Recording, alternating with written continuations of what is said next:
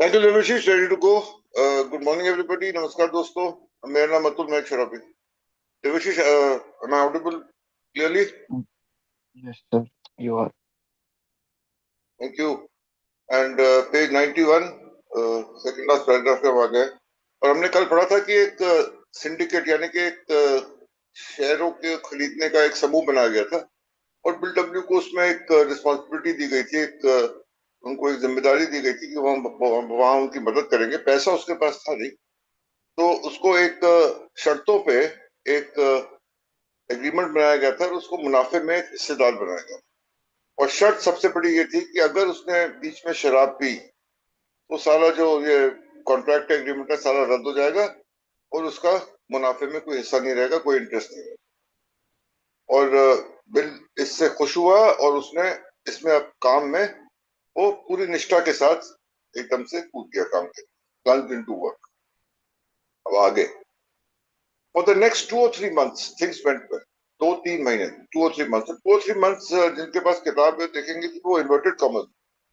उसका ये कारण है कि या तो 2 or 3 months वो बोल रहा है, थोड़ा सा इसमें थोड़ा सा संकोच है कि ये 2-3 महीने वाकई में थे। मेरा दोस्त राजेश इस पे आगे बताएगा कि वाकई 2-3 महीने थे कि कम समय था, लेकिन फिलहाल 2-3 महीने लिखा है कि 2-3 महीने तक वो शराब से दूर रहा। थिंग्स वेंट वेल, यानी कि सब कुछ बढ़िया चला। और एक शराबी के लिए सब कुछ बढ़िया चलने का मतलब है वो शराब से दूर। टू हिज अमेजमेंट, और बिल खुद हैरान था कि he had little urge to drink. पीने की कोई खास इच्छा उत्पन्न नहीं हो रही थी उसमें। In fact he felt a complete lack of temptation, यानी कि शराब के प्रति उसका जो उसकी जो एक लालच थी, एक आकर्षण था, वो उसकी कमी महसूस हो रही थी, बिल्कुल था ही नहीं वो बिल्कुल। लैक ऑफ टेम्पटेशन, यानी कि पीने की इच्छा जो थी और पीने की जो एक लालच होती है एक शराबी के मन में, वो गायब थी। Word soon got around and his reputation at Wall Street began to improve. देखो, एक शराबी जब शराब पीता है तो उसको किसी को बताने की जरूरत नहीं होती मैं शराब पीता हूँ, क्योंकि वो तो सोच रहा है कि किसी को पता नहीं है, वो अच्छी तरह से छुपा रहा है और लोगों को पता ही नहीं।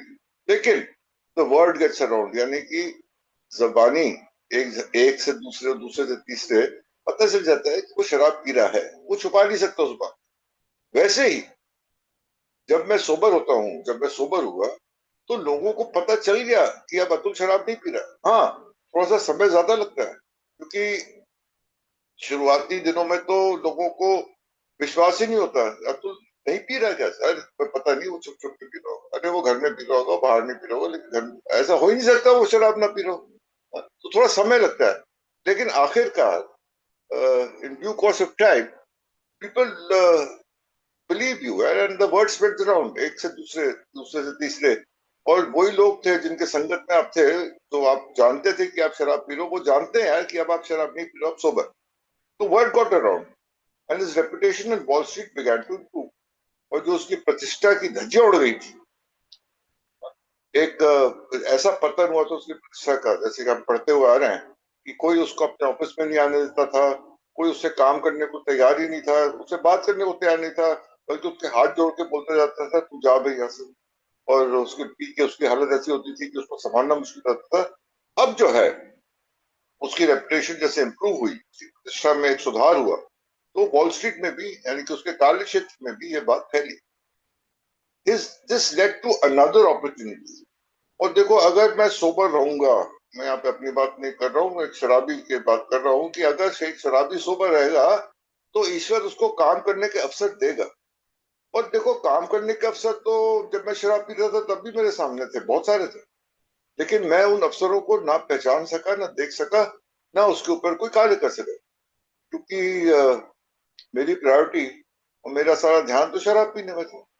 तो यहाँ पे जो अवसर आए सामने, बिन उनको पहचान पा रहा था, देख पा रहा था, और उस पर कोई कार्य, कोई एक्शन कर पा रहा था, तो एक और अपॉर्चुनिटी आई। An assignment to investigate a new photographic process at the Pathe laboratories in Bound Brook, New Jersey. अब ये देखो, मेडिकल साइंस में भी, जैसे कि हम 1930 की बात कर रहे हैं, तो मेडिकल साइंसेज में भी काफी इन दिनों एक प्रगति हुई थी। और इसमें एक क्षेत्र था डायग्नोस्टिक्स का।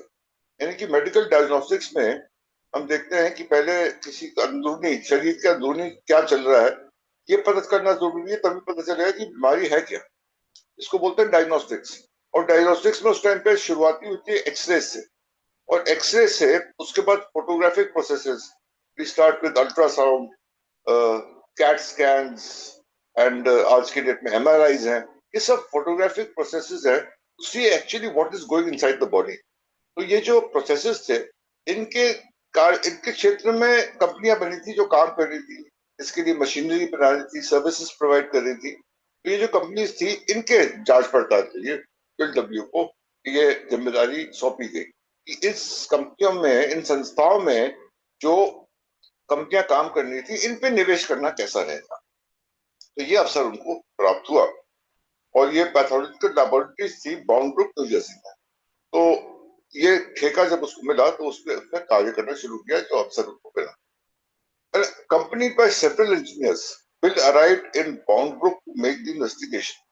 ये थोड़ा सा तकनीकी काम था, तो इंजीनियर की जरूरत पड़ी, और कुछ इंजीनियरों के साथ Bill W Bound Brook New Jersey पहुंचा उसके बारे में जांच पड़ताल इन्वेस्टिगेट करने की।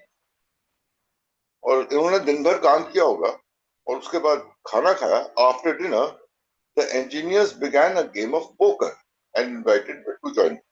खाना वाना खाया, उसके बाद काम हो गया, तो इंजीनियर्स ने बोला कि चलो पोकर खेलते। पोकर एक, जैसे हम सब कार्ड गेम है। मैं कहूँगा थोड़ा बहुत फ्लैश से मिलता जुलता है। 5 पत्तों का होता है, लेकिन थोड़ा फर्क भी है फ्लैश से।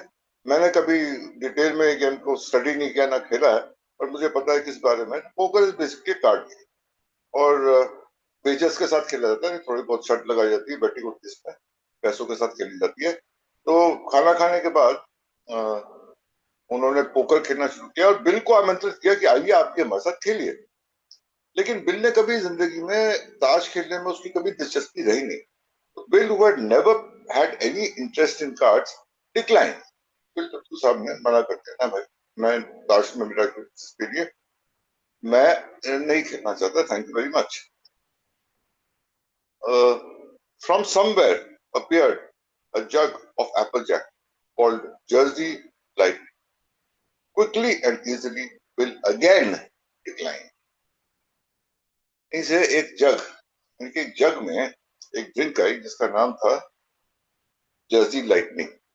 जर्सी लाइटनिंग उसका ब्रांड नेम।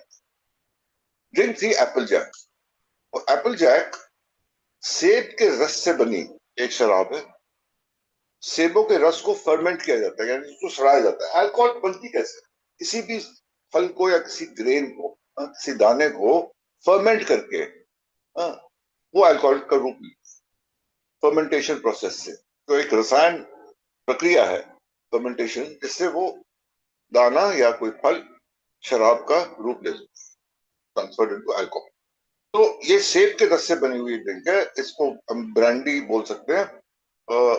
अल्कोहलिक कंटेंट इसमें थोड़ा कम होता है, that is why it is drunk straight, something like we drink beer straight, because the alcoholic percentage is less, 5% 7% ऐसा होता है हार्ड बियर में भी अल्कोहल परसेंटेज, तो वो स्ट्रेट पी जाती है, इसलिए जग में उसको परोसा जाता है। तो एक जग आ गया एप्पल जग, जिसका नाम था जर्सी लाइटनिंग। जर्सी लाइटनिंग उसका brand name.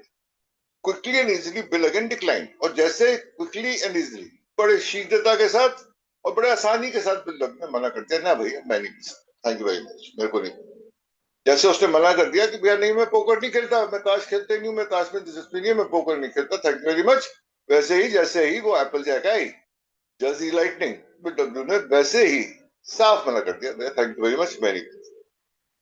As the evening wore on, Bill's companions would now and then renew their offer for a drink. जैसे शाम बढ़ती चली गई, तो वो जग जो था वो चक्कर मार रहा था सब दोस्तों के बीच में, इंजीनियर जो पी रहे थे। अब और कभी कभार बीच बीच में उसको फिर वो ड्रिंक दी जाती, भैया आर यू श्योर, पियोगे तो नहीं आप पी लीजिए। और बिल स्टेडफास्टली रिफ्यूज्ड, और बड़ी दृढ़ता के साथ, स्टेडफास्टली मतलब यह दृढ़ता के साथ, बड़े ही कड़े शब्दों में और बड़े सीधे सीधे तौर पे, कोई उसमें संकोच नहीं था। बिल डब्ल्यू मना करता, नहीं मेरे को नहीं है, refuse. Eight one point he even went so far as to explain that he was a person who couldn't handle liquor. और उसने आगे जाके सब यहाँ नहीं रुका, उसने सबको समझाया भैया ऐसा है, मैं शराब पी ही नहीं सकता हूँ क्योंकि मेरे से संभाली नहीं जाती। यहाँ पे स्टेज पे आके बिल डब्ल्यू को एलर्जी के बारे में, ऑब्सेशन के बारे में, इन चीजों के बारे में पता नहीं है, बीमारी के बारे में, लेकिन उसको एक बात पता है कि मैं पीऊंगा तो मैं संभल के और संभाल के पी नहीं सकता। एक बार पीऊंगा मैं तो उसका जो अनुभव रहा है और उसका जो पीने का इतिहास रहा है उसकी बुनियाद पे उसने बोला। बीमारी के बारे में कोई जानकारी नहीं बिल डब्ल्यू को शराब, लेकिन उसको ये पता है कि मैं संभाल के I can not handle liquor, मैं जिम्मेदारी के साथ सही तरीके से शराब नहीं पी सकता, ये बात उसको साफ पता था। और उसने ये बात समझाया अपने दोस्तों की, I can not handle it, मैं पी नहीं सकता, थैंक यू वेरी मच। लेकिन बात यहाँ खत्म नहीं हुई। By midnight he was bored and rested. सवाल यह है कि वो कर क्या रहा था, ना उसको पोकर खेलना है हमारे दोस्त को बिल डब्ल्यू को, ना उसने एप्पल जैक पीनी है, अपने कमरे में जाके सो जा। बिल डब्ल्यू कर क्या रहा तू वहां? और मैं ये पढ़ते पढ़ते कल शाम को ये सोच रहा था कि क्यों बैठा क्यों है यार, ना उसने एप्पल जैक पीनी है, पोकर खेलने में उसकी दिलचस्पी है नहीं कोई, बैठा क्यों है वहां पे? Is he taking wickets pleasure? मेरे को बिग बुक की वो लाइनें याद आई है जहाँ पे उसने वर्किंग विद अदर्स में अंत में जाके सही नसीहत दी हमको कि भैया तेरा कोई काम नहीं है, if you have no legitimate reason, कोई ठोस कारण नहीं है ऐसी जगह बैठने का जहां पे शराब चल रही हो, तो हट जा वहां से, देखो वहां जाने की जरूरत ही नहीं है। लेकिन बिल डब्ल्यू बैठा हुआ है वहां पे, उसको विकेटियस प्लेजर मिल रहा है, लोगों को पीते हुए देख के मजा आ रहा है उसको, हालांकि खुद नहीं पीता। और मध्य रात्रि होते होते he became bored and restive। क्या आ रहा है अंदर? RID, restless irritable discontent. Bore हो रहा है और रेस्टलेस हो रहा है, बेचैन हो रहा है, बेचैनी समा दिया कि कुछ कर नहीं रहा, सिर्फ बैठा हुआ लोगों को पीते हुए देख रहा है, पोकर की गेम चल रही है वो समझ में नहीं आ रही। His thoughts drifted back to his hilarious wartime adventures and his enjoyment of the excellent wines of France। अब वो गया अतीत में और अतीत की सुहानी यादें उसके ऊपर छाने दी। पहले विश्व युद्ध के अंत में जब विश्व युद्ध खत्म हो गया था और उसको वापस लाया जा रहा था, तो कुछ दिनों तक हमने पढ़ा कि वो फ्रांस में था और फ्रांस की जो वाइन्स थी उसका आनंद ले रहा था और मजे के साथ, hilarious war time adventures. The misery and defeat of recent years faded from his mind. अब हो गई इंसैनिटी शुरू। वो फ्रांस की वाइन पीने की उसको यादें आ रही हैं, लेकिन जो हाल फिलहाल में जो पीड़ा और शिकस्त उसने जीवन के हर एक क्षेत्र में जिसका सामना किया है वो उसके दिमाग से निकल गई। फेडेड फ्रॉम हिज माइंड, धूमिल हो गई सारी, वो यादें खत्म हो गई। वो फ्रांस में 1918 में जो वाइन पी थी वो याद आ गई उसको। उसके बाद 14-15 साल निकल गए और हर क्षेत्र में जो उसको पीड़ा, शिकस्त और दर्दों का सामना करना पड़ा, वो चीजें दिमाग से धूमिल हो गई। यही इंसानिटी है, पूर्णता से सोचने की जो क्षमता थी जाती नहीं। And while he was indulging in this pleasant reverie मतलब पुरानी सुहानी यादें, मस्ती भरी उनके में खोया हुआ था, it came to him that he had never tasted Jersey Lightning। अरे यार मैंने ये जर्सी लाइटनिंग नाम की चीज जो है इसके बारे में सुना तो है, देखा तो है, या मैंने कभी इसको चख के भी नहीं देखा, इसका मैंने कभी आनंद लिया ही नहीं। और ये तो बहुत भारी छूट हो गई। मतलब एक चीज जो है जिंदगी से मेरे जिंदगी के अनुभवों में ये एक बहुत बड़ी कमी रह गई है। It came to him that he had never tested journeys, a serious omission. अरे यार बड़ा गंभीर मुद्दा हो गया। अरे नहीं पी तो नहीं पी यार, नहीं, उसके लिए बहुत गंभीर मुद्दा था। मेरे को बड़ी आइडेंटिफिकेशन मिली इससे। जब मैंने छोड़ी थी उसके 4 दिन बाद मेरी बहुत एक फेवरेट शराब बनाने वाली कंपनी थी बगाड़ी, और बगाड़ी की क्लियर रम मैंने बहुत पी है। और बकार्डी उसी कंपनी ने एक बियर लॉन्च करी, बकार्डी बियर। और जब मैंने देखा ठेकों पे उसके जो इश्तेहार लगे थे, ओ मैंने कहा ये तो रह गई यार, ये तो मैंने पी नहीं कभी, ये अभी लॉन्च होनी थी, 2-4 महीने पहले हो जाती। अब तो मैं एक कमरे में आ गया, मेरे एक हफ्ता सोबर था मैं, और मैंने कहा अभी 1 हफ्ता ही हुआ है। मैं एक्चुअली सॉरी मैं बीच में अपनी शेयरिंग ले रहा हूँ क्योंकि बहुत ज्यादा आइडेंटिफिकेशन मिली। मैं एक्चुअली अपने स्पॉन्सर के पास गया, यार ये बकार्डी की बियर तो रह गई, और मेरे स्पॉन्सर ने मेरे को बोला अतुल मन में कोई वो मत रख, जाके पी ले, क्योंकि ये ब्रांड तो आते रहेंगे। अगर एक नया ब्रांड आने से तेरा ईमान डगमगा रहा है, ढोल रहा है, तो अपने आप को रोक मत यार। और एक काम करना, और पता कर लेना और कौन सी ब्रांड्स जो है वो आ रही हैं या आने वाली है निकट भविष्य में, वो भी चख ले एक दफे। उसके बाद आ जाना। हमें कोई जल्दी नहीं है, मजदूर है, हमें कोई जल्दी नहीं है, टेक योर टाइम। और तब मेरे को एहसास हुआ कि ये चीजें तो चलती रहेंगी यार, आते रहेंगे, नई ब्रांड्स आती रहेंगी, नए प्रकार की शराबें आती रहेंगी, नए नए इश्तेहार आएंगे। मेरे को अगर सोबर रहना है, जिंदा रहना है, तो मेरे को इन चीजों को अनदेखा करना पड़ेगा। लेकिन यहाँ पे coming back to Bill W in the reading, a serious omission, no doubt he had missed a real experience, एक रेयर एक्सपीरियंस था, रियल एक्सपीरियंस था। ये अनुभव जो है वो छूट गया यार। The next time the offer came his way, his one thought was, well, I guess one bolt of Jersey lightning couldn't hurt me much. Insanity। जैसे कि हमारा दोस्त था जिम, पता दूध में डाल के, अगर मैं एक आउंस 2 आउंस विस्की के ले लूंगा दूध में डाल के, तो कुछ नहीं होगा। साथ में सैंडविच भी तो खा रहा हूँ ना, ना कुछ नहीं होगा। और उसकी जो दुर्दशा हुई उसके बाद, हमने उसके बारे में more about alcoholism chapter big book में पढ़ा है। वही चीज यहाँ पे, वही इंसैनिटी यहाँ बिल पे छा गई। और बिल ने बोला, एक झटका बोल्ट, वन बोल्ट, यानी कि एक झटका लूंगा यार सिर्फ इस जर्सी लाइटनिंग का, it couldn't hurt me much। इससे मेरा कुछ खास नुकसान नहीं, एक बस, और कुछ नहीं। और उसने वो एक झटका लिया जर्सी लाइटनिंग का।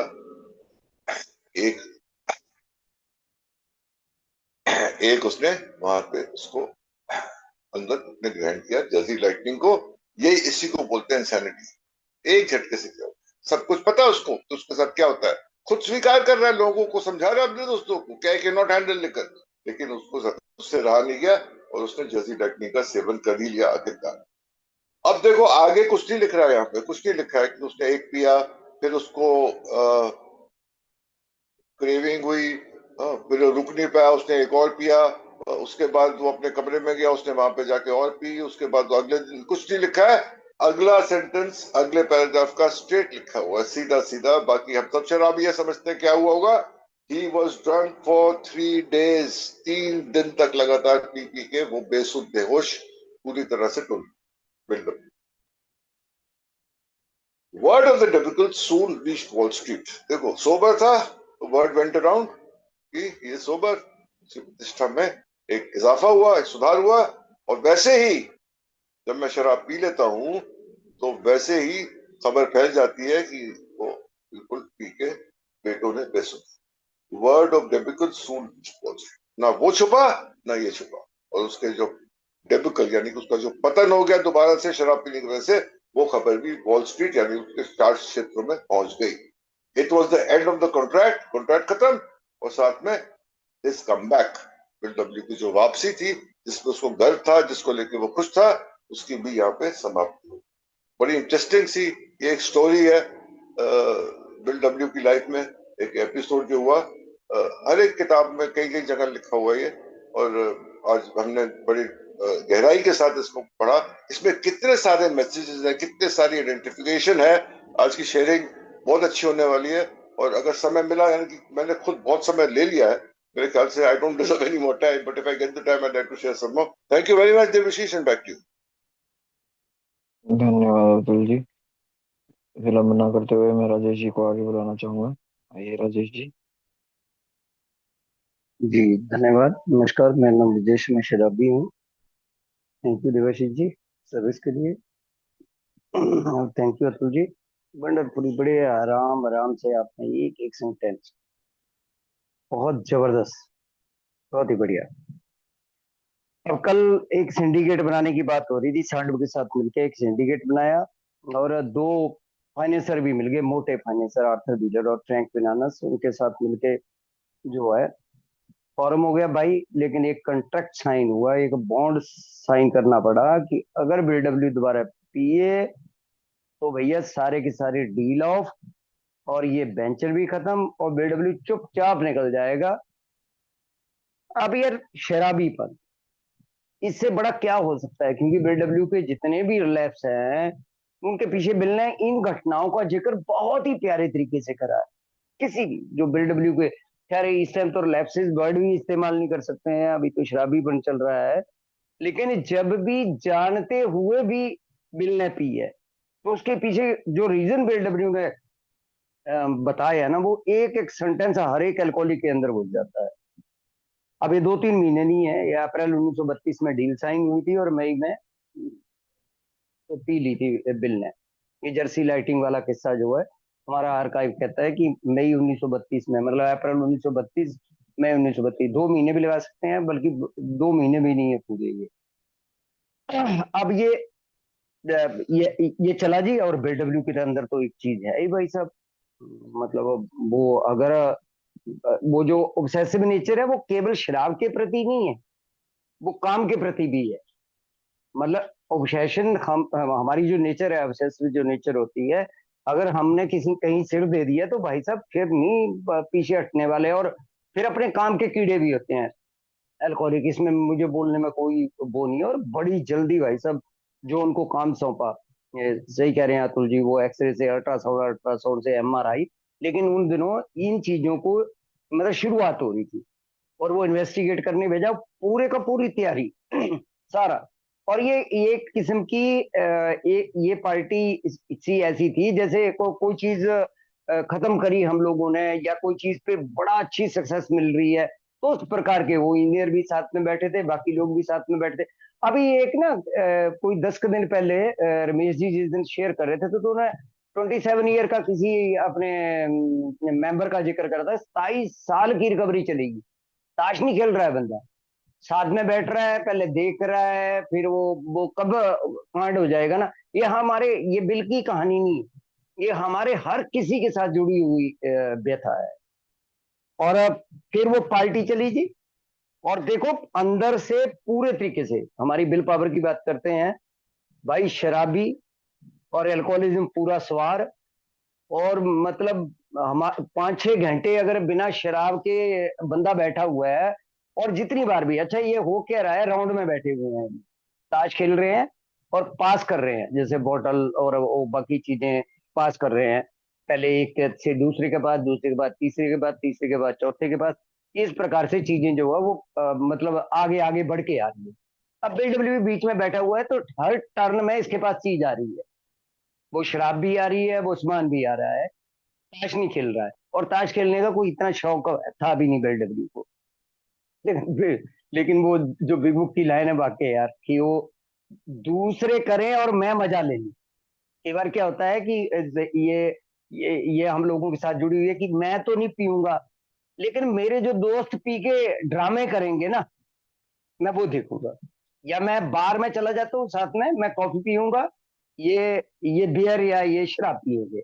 ये बहुत ही खतरनाक स्लिपरी प्लेस है ये हमारे लिए, और स्टार्टिंग में तो बहुत ही जबरदस्त स्लिपरी प्लेस है।